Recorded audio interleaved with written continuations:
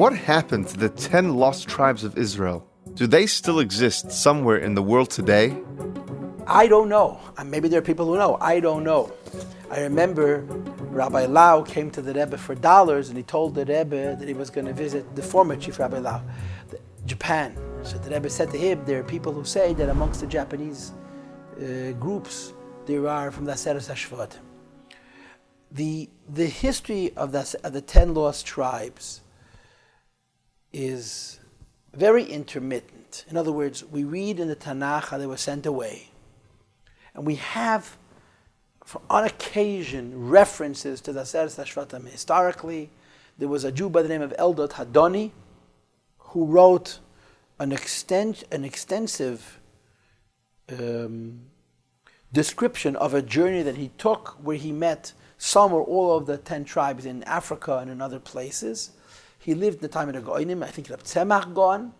And for someone who's interested, I believe the Masa of Eldad Adoni is printed in Eisa Matzois from Eisenstein.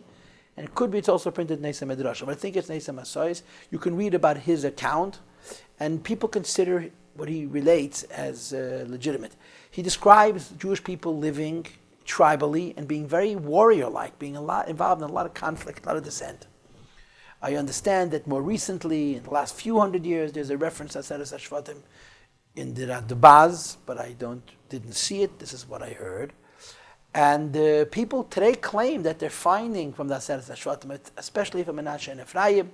There's a documentary that was made a few years ago that claims to have found almost all of the Aseret HaShvatim. There's two things that are true. First of all, I don't know how you would determine that you found the Aseret HaShvatim. And most importantly, I don't know how you would determine that the Aseret HaShvatim that you found are the 10 lost tribes from a halachic perspective. Meaning to say, if you find a human being who's a descendant from Menashe, and there's a problem with his Jewishness, or God forbid, illegitimacy, because they don't keep the same laws of marriage and divorce that we do, which are the issues that rise when it comes to people that have been lost for so long.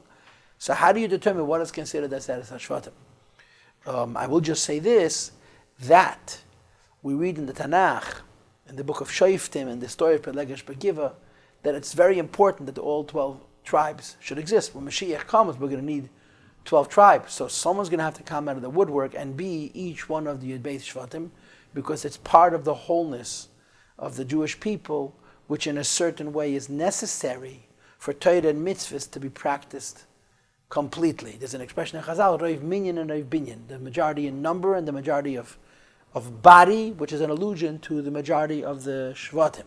And there are certain mitzvahs in the Torah, certain areas of halacha, which require all the Jewish people to make their way to Eretz Yisrael and to give the land enough holiness for us to be able to perform all of the mitzvahs. And this is really out of my expertise, but there's my thoughts.